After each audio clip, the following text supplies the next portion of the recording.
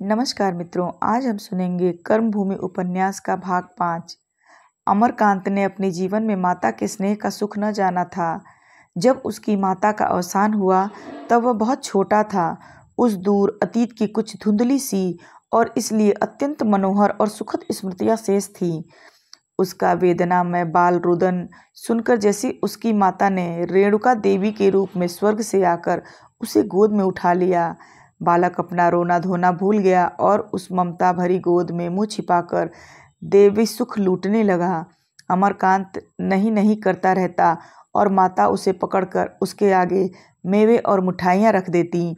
उसे इनकार न करते बनता। वह देखता माता उसके लिए कभी कुछ पका रही हैं, कभी कुछ, और उसे कुछ खिलाकर कितनी प्रसन्न होती हैं। तो उसके हृदय में श्रद्धा की एक लहर सी उठने लगती। वह कॉलेज से लौटकर सीधा रेणुका जी के पास जाता। वहाँ उसके लिए जलपान रखे हुए रेणुका उसकी बाट जोहती रहती। प्रातः का नाश्ता भी वह वहीं करता। इस मातृ स्नेह से उसे तृप्ति न होती थी। छुट्टियों के दिन वह प्रायः दिन भर रेणुका के यहाँ ही रहता। उसके साथ कभी कभी नैना भी चली जाती। वह खास कर पशु पक्षियों की क्रीड़ा देखने जाती थी। अमरकांत के कोष में स्नेह आया तो उसकी वह कृपणता जाती रही। सुखदा उसके समीप आने लगी। उसकी विलासिता से अब उसे उतना भय न रहा। रेणुका के साथ उसे लेकर वह सैर तमाशे के लिए भी जाने लगा। रेणुका 10वें 5वें उसे 10-20 रुपए दे देती। उसके सप्रेम आग्रह के सामने अमरकांत की एक न चलती। उसके लिए नए नए सूट बने, नए नए जूते आए, मोटरसाइकिल आई, सजावट के सामान आए। 5 ही 6 महीने में वह विलासिता का द्रोही, वह सरल जीवन का उपासक अच्छा खासा रईसजादा बन बैठा। रईसजादों के भाव और विचारों से भरा हुआ, उतना ही निर्द्वंद और स्वार्थी। उसकी जेब में 10-20 रुपए हमेशा पड़े रहते। खुद खाता, मित्रों को खिलाता और एक की जगह 2 खर्च करता। वह अध्ययनशीलता जाती रही। ताश और चौसर में ज़्यादा आनंद आता। हाँ, जलसों में उसे अब और अधिक उत्साह हो गया। वहाँ उसे कीर्ति लाभ का अवसर मिलता था। बोलने की शक्ति उसमें पहले भी बुरी न थी, अभ्यास से और भी परिमार्जित हो गई। दैनिक समाचार और सामयिक साहित्य से भी उसे रुचि थी, विशेषकर इसलिए कि रेणुका रोज रोज की खबरें उससे पढ़वाकर सुनती थी। दैनिक समाचार पत्रों के पढ़ने से अमरकांत के राजनीतिक ज्ञान का विकास होने लगा। देशवासियों के साथ शासक मंडल की ओर अनीति देखकर उसका खून खौल उठता। जो संस्थाएं राष्ट्रीय उत्थान के लिए उद्योग कर रही थीं, उनसे उसे सहानुभूति हो गई। वह अपने नगर की कांग्रेस कमेटी का मेंबर बन गया और उसके कार्यक्रम में भाग लेने लगा। एक दिन कॉलेज के कुछ छात्र देहातों की आर्थिक दशा की जांच पड़ताल करने निकले। सलीम और अमर भी चले। अध्यापक डॉक्टर शांति कुमार उनके नेता बनाए गए। कई गांवों की पड़ताल करने के बाद मंडली संध्या समय लौटने लगी तो अमर ने कहा, मैंने कभी अनुमान न किया था कि हमारे कृषकों की दशा इतनी निराशाजनक है। सलीम बोला, तालाब के किनारे वह जो 4-5 मल्लाहों के घर थे, उनमें तो लोहे के 2-1 बर्तन के सिवा कुछ था ही नहीं। मैं समझता था देहातियों के पास अनाज की बखारें भरी होंगी, लेकिन यहाँ तो किसी घर में अनाज के मटके तक न देखे। शांति कुमार बोले, सभी किसान इतने गरीब नहीं होते। बड़े किसानों के घर में बखारें भी होती हैं, लेकिन ऐसे किसान गांव में 2-4 से ज़्यादा नहीं होते। अमरकांत ने विरोध किया, मुझे तो इन गाँव में एक भी ऐसा किसान न मिला और महाजन और अमले इन्हीं गरीबों को चूसते हैं। लोगों को इन विचारों पर दया भी नहीं आती। शांति कुमार ने मुस्कुराकर कहा, दया और धर्म की बहुत दिनों परीक्षा हुई और यह दोनों हल्के पड़े। अब तो न्याय परीक्षा का युग है।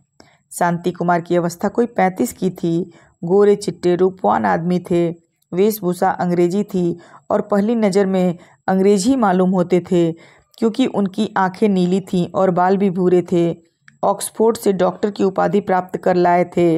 विवाह के कट्टर विरोधी, स्वतंत्रता प्रेम के कट्टर भक्त, बहुत ही प्रसन्न मुख, सहृदय सेवाशील व्यक्ति थे। मजाक का कोई अवसर पाकर न चूकते थे। छात्रों से मित्र भाव रखते थे। राजनीतिक आंदोलनों में खूब भाग लेते, पर गुप्त रूप से। खुले मैदान में न आते, हाँ सामाजिक क्षेत्र में खूब गरजते थे। अमरकांत ने करुण स्वर में कहा, मुझे तो उस आदमी की सूरत नहीं भूलती जो 6 महीने से बीमार पड़ा था और 1 पैसे की भी दवा न ली थी। इस दशा में जमींदार ने लगान की डिग्री करा ली और जो कुछ घर में था नीलाम करा लिया, बैल तक बिकवा लिए। ऐसे अन्यायी संसार की नियंता कोई चेतन सकती है? मुझे तो इसमें संदेह हो रहा है। तुमने देखा नहीं सलीम, गरीब के बदन पर चिथड़े न थे।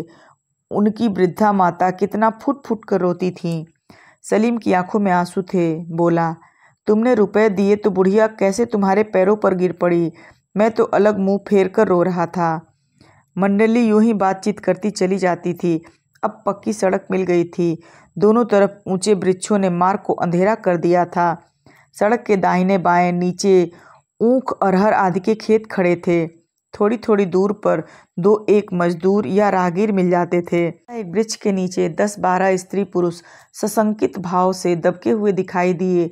सब के सब सामने वाले अरहर के खेत की ओर ताकते और आपस में कनफुसिया कर रहे थे। अरहर के खेत की मेड़ पर 2 गोरे सैनिक हाथ में बेंत लिए अकड़े खड़े थे। छात्र मंडली को कुतूहल हुआ। सलीम ने एक आदमी से पूछा, क्या माजरा है, तुम लोग क्यों जमा हो? अचानक अरहर के खेत की ओर से किसी औरत का चित्कार सुनाई पड़ा। छात्र वर्ग अपने डंडे संभाल कर खेत की तरफ लपका। परिस्थिति उनकी समझ में आ गई थी। एक गोरे सैनिक ने आंखें निकालकर छड़ी दिखाते हुए कहा, भाग जाओ, नहीं हम ठोकर मारेगा। इतना उसके मुंह से निकला था कि डॉक्टर शांति कुमार ने लपक कर उसके मुंह पर घूंसा मारा। सैनिक के मुंह पर घूंसा पड़ा, तिलमिला उठा, पर था घूसेबाजी में मजा हुआ। घूसे का जवाब जो दिया तो डॉक्टर साहब गिर पड़े। उसी वक्त सलीम ने अपनी हॉकी स्टिक उस गोरे के सिर पर जमाई। वह चौंधिया गया, जमीन पर गिर पड़ा और जैसे मूर्छित हो गया।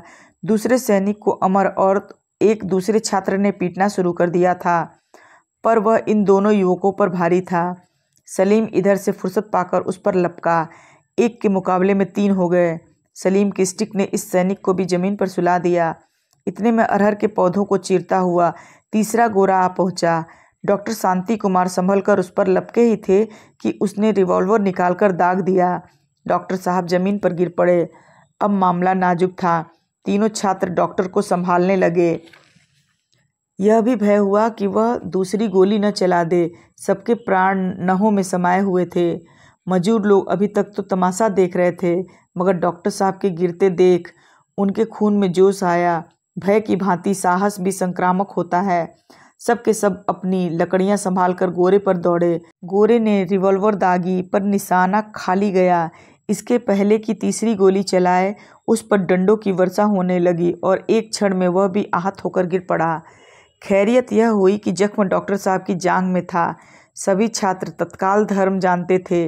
घाव का खून बंद किया और पट्टी बांध दी। उसी वक्त एक युवती खेत से निकली, जो मुंह छिपाए, लंगड़ाती, कपड़े संभालती एक तरफ चल पड़ी। अबला लज्जा बस किसी से कुछ कहे बिना सबकी नज़रों से दूर निकल जाना चाहती थी कि जिस अमूल्य वस्तु का अपहरण किया गया था उसे कौन दिला सकता था। दुष्टों को मार डालो, इससे तुम्हारी न्याय बुद्धि को संतोष होगा। उसकी जो चीज़ गई वह गई। वह अपना दुख क्यों रोए, क्यों फरियाद करे? सारे संसार की सहानुभूति उसके किस काम की है? सलीम एक क्षण तक युवती की ओर ताकता रहा, फिर स्टिक संभालकर उन तीनों को पीटने लगा। ऐसा जान पड़ता था कि उन्मत्त हो गया है। डॉक्टर साहब ने पुकारा, क्या करते हो सलीम? इससे क्या फायदा होगा? यह इंसानियत के खिलाफ है कि गिरे हुओं पर हाथ उठाया जाए। सलीम ने दम लेकर कहा, मैं एक शैतान को भी जिंदा न छोड़ूंगा। मुझे फांसी हो जाए कोई गम नहीं। ऐसा सबक देना चाहिए कि फिर किसी बदमाश को इसकी जुर्रत न हो। फिर मजूरों की तरफ देखकर बोला, तुम इतने आदमी खड़े ताकते रहे और तुमसे कुछ न हो सका? तुम में इतनी गैरत भी नहीं? अपनी बहू बेटियों की आबरू की हिफाजत भी नहीं कर सकते? समझते होगे कौन हमारी बहू बेटी है? इस देश में जितनी बेटियां हैं, जितनी बहुएं हैं, सब तुम्हारी बहुएं हैं। जितनी माएँ हैं, सब तुम्हारी माएँ हैं। तुम्हारी आंखों के सामने यह अनर्थ हुआ और तुम कायरों की भांति खड़े ताकते रहे। क्यों सबके सब जाकर मर नहीं गए? सहसा उसे ख्याल आ गया कि मैं आवेश में आकर इन गरीबों को फटकार बताने की अनाधिकार चेष्टा कर रहा हूँ। वह चुप हो गया और कुछ लज्जित भी हुआ। समीप के गांव से बैलगाड़ी मंगाई गई। शांति कुमार को लोगों ने उठाकर उस पर लेटा दिया और गाड़ी चलने को हुई कि डॉक्टर साहब ने चौंक कर पूछा, और उन तीनों आदमियों को क्या यहीं छोड़ जाओगे? सलीम ने मस्तक सिकोड़ कर कहा, हम उनको लादकर ले जाने के जिम्मेदार नहीं हैं। मेरा तो जी चाहता है उन्हें खोद कर दफन कर दूं। आखिर डॉक्टर के बहुत समझाने के बाद सलीम राजी हुआ। तीनों गोरे भी गाड़ी पर लादे गए और गाड़ी चली। सबके सब मजदूर अपराधियों की भांति सिर झुकाए कुछ दूर तक गाड़ी के पीछे पीछे चले। डॉक्टर ने उनको बहुत धन्यवाद देकर विदा किया। 9 बजते बजते समीप का रेलवे स्टेशन मिला। इन लोगों ने गोरों को तो वहीं पुलिस के चार्ज में छोड़ दिया और आप डॉक्टर साहब के साथ गाड़ी पर बैठकर चले गए। सलीम और अमर तो जरा देर में हंसने बोलने लगे। इस संग्राम की चर्चा करते उनकी जबान न थकती थी। स्टेशन मास्टर से कहा, गाड़ी में मुसाफिरों से कहा, रास्ते में जो मिला उससे कहा। सलीम तो अपने साहस और शौर्य की खूब डींगे मारता था, मानो कोई किला जीत आया हो। जनता को चाहिए कि उसे मुकुट पहनाए, उसकी गाड़ी खींचे, उसका जुलूस निकाले, किंतु अमरकांत चुपचाप डॉक्टर साहब के पास बैठा हुआ था। आज के अनुभव ने उसके हृदय पर ऐसी चोट लगाई थी जो कभी न भरेगी। वह मन ही मन इस घटना की व्याख्या कर रहा था। इन टके के सैनिकों की इतनी हिम्मत क्यों हुई? यह गोरे सिपाही इंग्लैंड के निम्नतम श्रेणी के मनुष्य होते हैं। इनका इतना साहस कैसे हुआ? इसलिए कि भारत पराधीन है। यह लोग जानते हैं, यहाँ के लोगों पर उनका आतंक छाया हुआ है। वह जो अनर्थ चाहे करें, कोई चूं नहीं करेगा। यह आतंक दूर करना होगा। इस पराधीनता की जंजीर को तोड़ना होगा। इस जंजीर को तोड़ने के लिए वह तरह तरह के मंसूबे बांधने लगा, जिनमें यौवन का उन्माद था, लड़कपन की उग्रता थी और थी कच्ची बुद्धि की बहक।